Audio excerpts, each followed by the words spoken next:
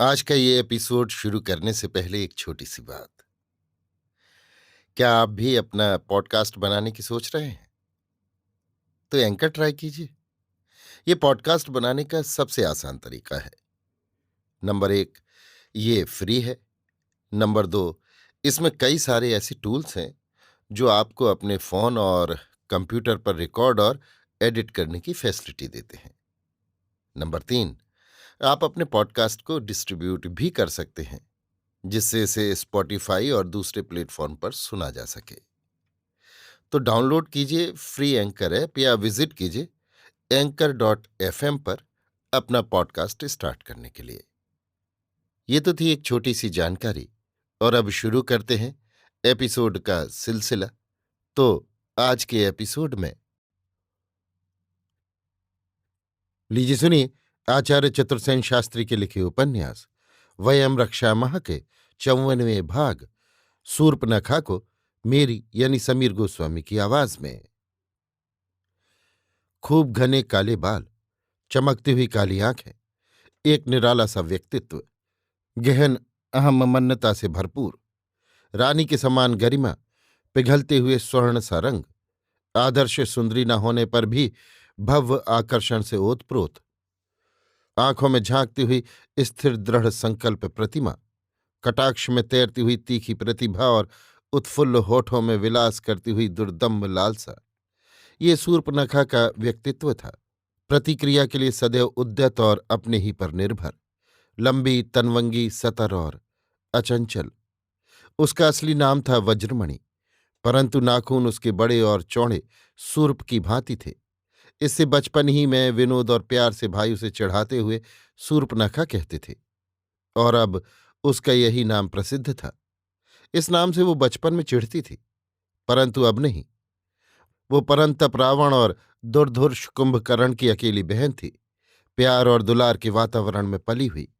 प्रथम रक्षकुल, दूसरे राजकुल, तीसरे प्रतापी भाइयों की प्रिय इकलौती बहन, चौथे निराला अहम स्वभाव, पांचवें स्वच्छंद जीवन। सबने मिलकर उसे एक असाधारण, कहना चाहिए लोकोत्तर बालिका बना दिया था। राक्षसेंद्र रावण के सामने आकर उसने शालीनता से कहा, जयतु देव, जयत्वार्यः। अये स्वसा, अपि कुशलम ते? प्रीतास्मि, किम रक्षेन्द्र? भद्रम ते पश्यामि भग्नि। मेरे लिए रक्षेंद्र का कुछ आदेश है? तेरे ही कल्याण के लिए। तू रक्षेंद्र की प्राणाधिका इकलौती बहन है। कुछ विशेष बात है? हां बहन, तुझसे महिषी मंदोदरी ने कुछ कहा है। यही कि रक्षेंद्र मुझे देखना चाहते हैं। तो बैठ बहन, तुझसे मैं कुछ बात करूंगा। कैसी? प्यार की। कैसा प्यार? जीवन से प्यार। वो क्या होता है? क्या तू नहीं जानती? कदाचित। तू क्या जीवन को प्यार करती है? क्यों नहीं? क्या बहुत अधिक? हां।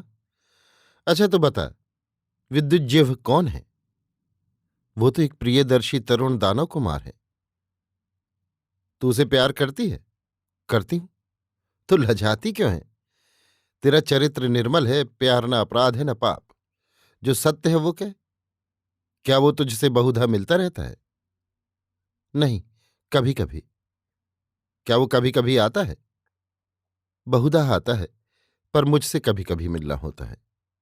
ऐसा क्यों? महिषी और मातामह को ये रुचिकर नहीं है। क्यों भला? महिषी प्यार को स्वप्न कहती हैं और सदैव मुझे डराती हैं। उनका कहना है कि किसी पुरुष को प्यार करने से जीवन का प्यार नष्ट हो सकता है। किंतु तू क्या समझती है? मैं तो कुछ नहीं समझती, परंतु मातामह की बात कुछ और है। वो क्या है? उनकी विवाह करने की आयु बीत चुकी है। वे कहते हैं प्रेम एक धोखा है। मातामह की यह धारणा तुझे कैसी लगती है? ओह, यदि उसे सत्य मान लिया जाए तो हमें अपने ही जीवन पर अधिकार न रहे। ऐसा तू क्यों सोचती है भला? इसलिए कि हम जीवन में एकाकी नहीं हैं। निस्संदेह, परंतु हमें दूसरों के साथ जीवित रहने के लिए उनके प्रति सच्चे रहना आवश्यक है।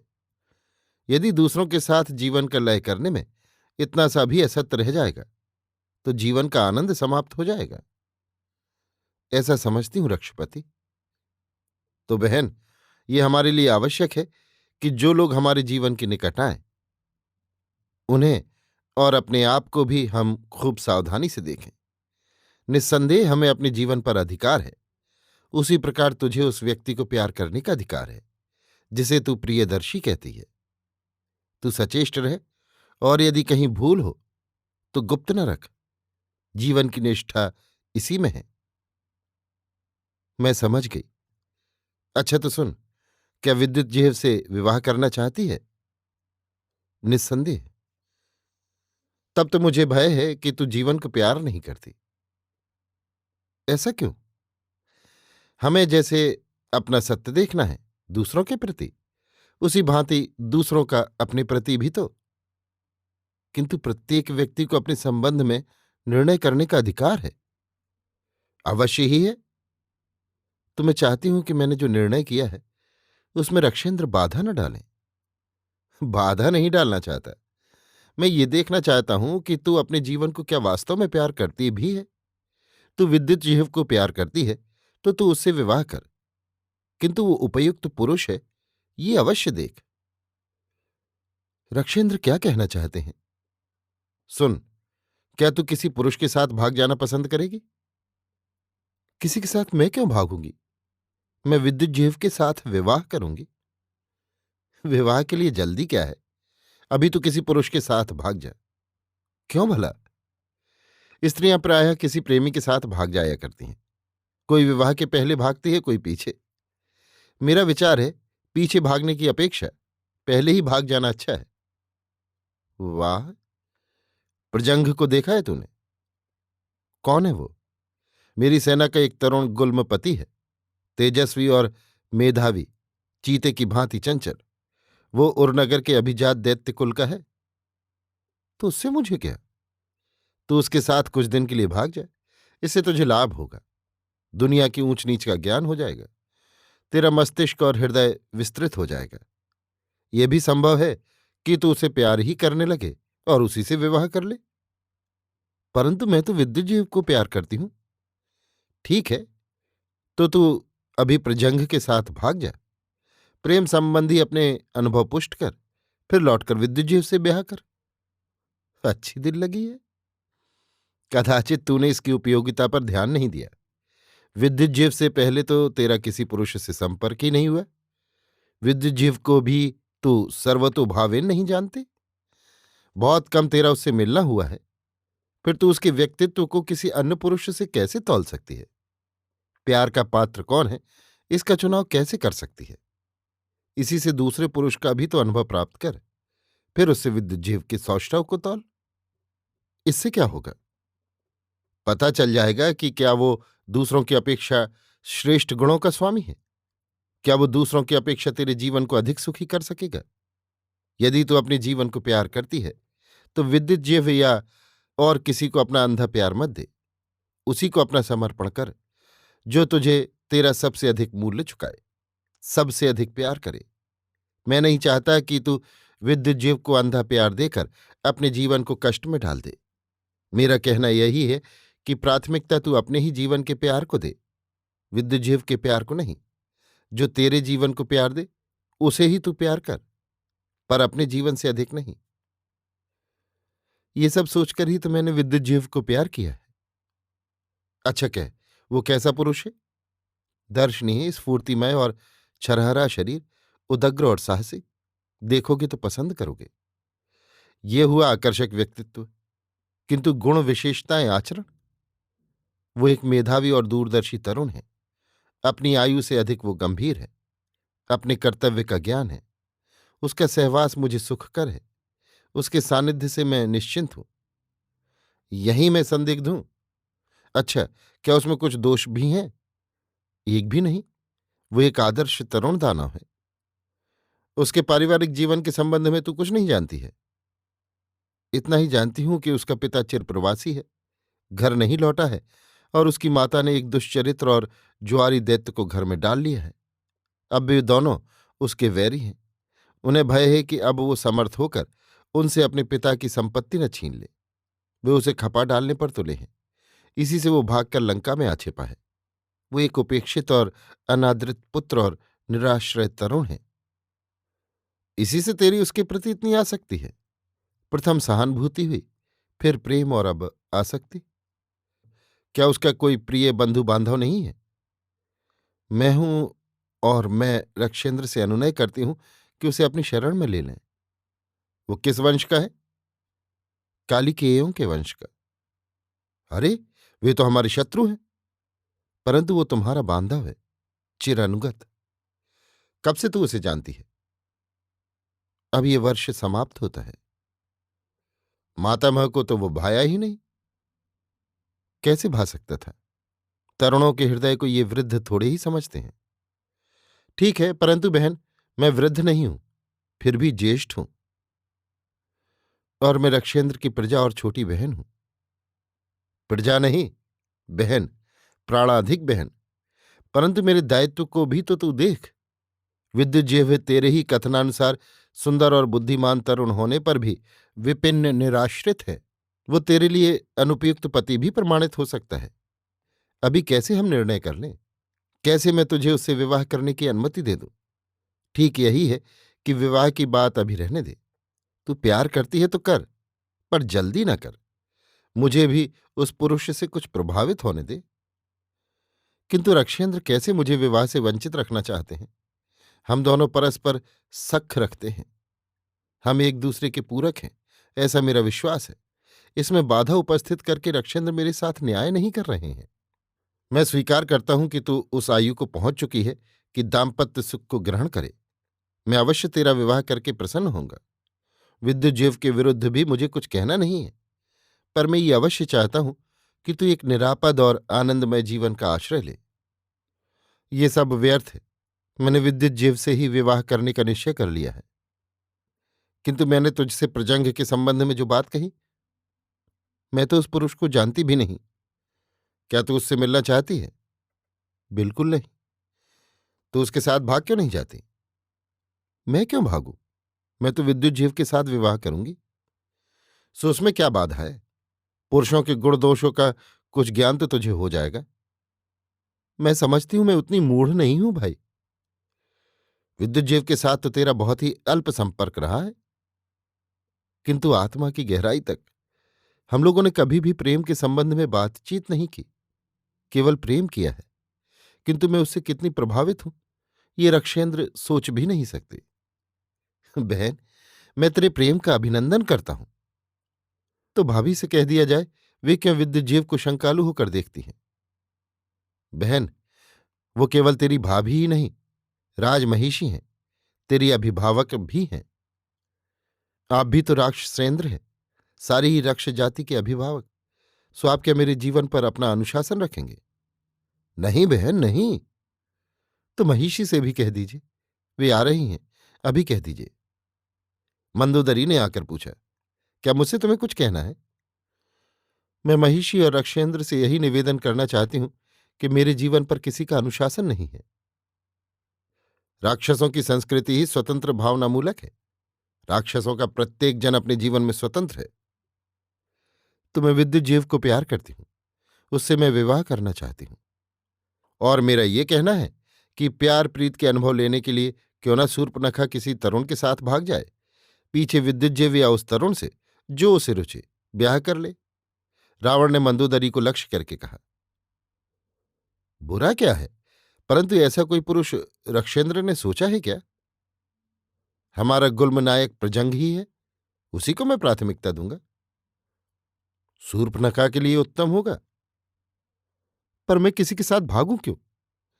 मैं जिसे प्यार करती हूं उससे ब्याह करूंगी। ब्याह करने पर उसने तेरे जीवन को संतप्त किया तो? ऐसा क्यों होगा भला? बहुत होता है बहन। तुम भोली हो, समझती नहीं हो। तुम जैसी बालिकाएं इसी प्रकार प्रथम प्रेम के ज्वर में ब्याह कर बैठती हैं, फिर एक पुरुष को छोड़कर दूसरे के साथ भाग खड़ी होती हैं। मंदोदरी ने प्रेम मुद्रा से कहा। यही मैं कहता हूं, ब्याह के पीछे भागने से ब्याह से पहले भागना अच्छा है। तो भागना ही है तो विद्युत जीव ही क्या बुरा है? हम कैसे कहें? हमने तो उसे देखा नहीं। रावण ने कहा। मंदोदरी ने गंभीर होकर कहा, यौवन का आरंभ प्रेम ही से तो होता है, परंतु युवक और युवतियां केवल जीवन को प्यार ही करना जानते हैं। उन्हें संसार का अनुभव कुछ नहीं होता। इससे उनका प्यार खोखला हो जाता है और जीवन निराश। विवाह एक दुखद घटना हो जाती है। शूर्पणखा को मैं उससे बचाना चाहती हूं। उसने अभी किसी तरुण को प्यार की दृष्टि से देखा ही नहीं है। कुछ रुककर उसने फिर कहा, उसे तरुणों के प्यार का अनुभव होना चाहिए। प्यार के घात प्रतिघातों से भी उसे अपरिचित न रहना चाहिए। फिर वो भी तो भूल कर सकती है। ये कितना अपमानजनक होगा, सोचो तो। हमारा विश्व विश्रुत प्रतिष्ठित रक्षकुल है और शूर्पणखा सप्तद्वीपपति रक्षराज की सगी बहन है। वो आत्मविश्वास से भरपूर है, परंतु उसकी दृष्टि एकांगी है। अभी वो दुनिया के संबंध में कुछ भी नहीं जानती। उसके विचार भावुकता से ओतप्रोत है। उसने अपने निकटतम वातावरण से एक योजना स्थिर कर ली है और वो समझती है कि वो सब कुछ ठीक ठाक कर रही है। पर अभी वो बच्ची ही तो है। उसका हृदय तो अभी सो ही रहा है। एक दिन वो जगेगा तो वेदना के हाहाकार से भर जाएगा। इसी से मैं नहीं चाहती कि वो मूर्ख भावुक लड़कियों की भांति उसी तरुण से ब्याह कर ले जिसे उसने प्रथम बार ही जरा सा जाना हो और जरा सा ही प्यार किया हो। इतना कहकर मंदोदरी ने शूर्पणखा की ओर देखा। रावण ने उसका समर्थन करते हुए कहा, तभी तो मैंने कहा कि वो किसी तरुण के साथ कुछ दिन के लिए पहले भाग जाए। ऐसा एक तरुण मेरी नजर में है, प्रजंग। परंतु प्रजंग से मेरा क्या लेना देना है? मैं उसके साथ क्यों भाग जाऊं? शूर्पणखा ने गुस्सा होकर कहा, मेरी प्यारी रक्षराज नंदिनी, तुम्हें वस्तु का यथार्थ ज्ञान होना ही चाहिए। तुम्हारा शरीर और आत्मा परिपूर्ण होगा, तब वो आह्लाद से एक दिन ओतप्रोत हो जाएगा। तभी चैतन्य आत्माएं परस्पर मिलकर जीवन के सच्चे आनंद को प्राप्त करेंगी। परंतु तुमने यदि भावुकता और आवेश में आकर कुछ चूक की तो तुम्हारे नेत्रों में, जो आज प्रेम से उत्फुल्ल हैं, करुण विष भर जाएगा। ऐसा ही बहुधा होता है बहन। मैं जानती हूं, मैंने देखा है। क्या ये महिषी ने जीवन के प्यार की व्याख्या की?